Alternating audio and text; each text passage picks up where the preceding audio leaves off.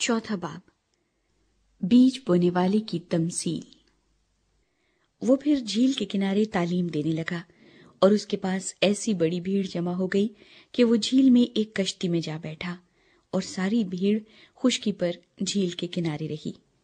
और वो उनको तमसीलों में बहुत सी बातें सिखाने लगा और अपनी तालीम में उनसे कहा, सुनो, देखो, एक बीज बोने वाला बीज बोने निकला और बोते वक्त यूं हुआ कि कुछ राह के किनारे गिरा और परिंदों ने आकर उसे चुग लिया, और कुछ पथरीली जमीन पर गिरा जहां उसे बहुत मिट्टी न मिली और गहरी मिट्टी न मिलने के सबब से जल्द उग आया, और जब सूरज निकला तो जल गया और जड़ न होने के सबब से सूख गया।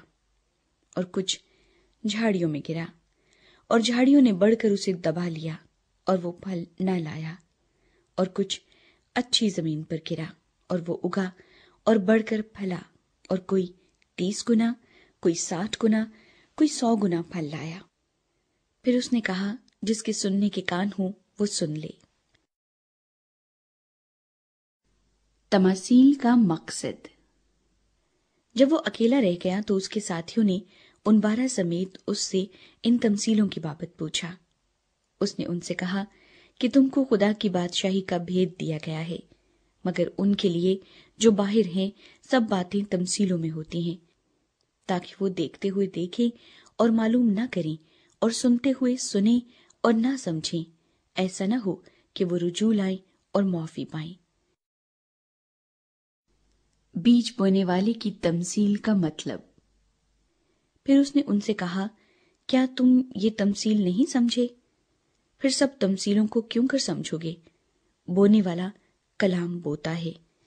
जो राह के किनारे हैं जहां कलाम बोया जाता है, ये वो हैं कि जब उन्होंने सुना तो शैतान फिलफौर आकर उस कलाम को जो उनमें बोया गया था उठा ले जाता है। और इसी तरह जो पथरीली जमीन में बोए गए, ये वो हैं जो कलाम को सुनकर फिलफौर खुशी से कबूल कर लेते हैं और अपने अंदर जड़ नहीं रखते, बल्कि चंद रोजा हैं। फिर जब कलाम के सबब से मुसीबत या जुल्म बर्पा होता है तो फिलफौर ठोकर खाते हैं। और जो झाड़ियों में बोए गए वो और हैं, ये वो हैं जिन्होंने कलाम सुना और दुनिया की फिक्र और दौलत का फरेब और चीजों का लालच दाखिल होकर कलाम को दबा देते हैं और वो बेफल रह जाता है। और जो अच्छी जमीन में बोए गए, ये वो हैं जो कलाम को सुनते और कबूल करते और फल लाते हैं, कोई 30 गुना, कोई 60 गुना, कोई 100 गुना। चराग पैमाने के नीचे। और उसने उनसे कहा, क्या चराग इसलिए लाते हैं कि पैमाने या पलंग के नीचे रखा जाए? क्या इसलिए नहीं कि चरागदान पर रखा जाए? क्योंकि कोई चीज छुपी नहीं मगर इसलिए कि जाहिर हो जाए, और पोशीदा नहीं हुई मगर इसलिए कि ज़हूर में आए। अगर किसी के सुनने के कान हो तो सुन ले। फिर उसने उनसे कहा, खबरदार रहो कि क्या सुनते हो। जिस पैमाने से तुम नापते हो उसी से तुम्हारे लिए नापा जाएगा और तुमको ज्यादा दिया जाएगा, क्योंकि जिसके पास है उसे दिया जाएगा, और जिसके पास नहीं है उससे वो भी जो उसके पास है ले लिया जाएगा। एक बढ़ने वाले बीज की तमसील। और उसने कहा, खुदा की बादशाही ऐसी है जैसे कोई आदमी जमीन में बीज डाले और रात को सोए और दिन को जागे, और वो बीज इस तरह उगे और बढ़े कि वो न जाने। जमीन आप से आप फल लाती है, पहले पत्ती, फिर बालें, फिर बालों में तैयार दाने। फिर जब अनाज पक चुका तो वो फिलफौर दरांती लगाता है, क्योंकि काटने का वक्त आ पहुंचा।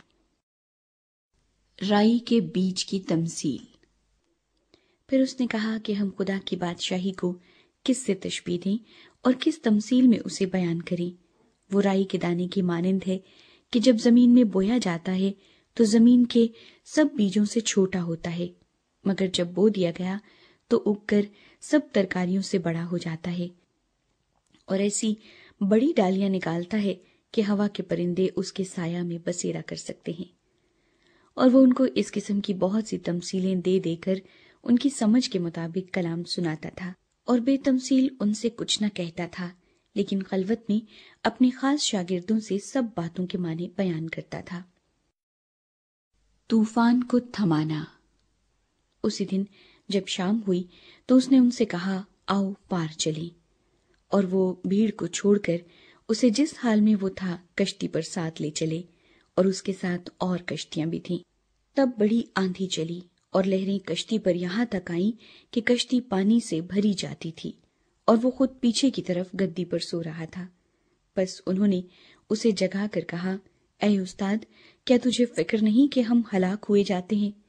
اس نے اٹھ کر ہوا کو ڈانٹا اور پانی سے کہا، ساکت ہو، تھم جا۔ بس ہوا بند ہو گئی اور بڑا امن ہو گیا۔ پھر ان سے کہا، تم کیوں ڈرتے ہو؟ اب تک ایمان نہیں رکھتے؟ اور وہ نہایت ڈر گئے اور آپس میں کہنے لگے، یہ کون ہے کہ ہوا اور پانی بھی اس کا حکم مانتے ہیں؟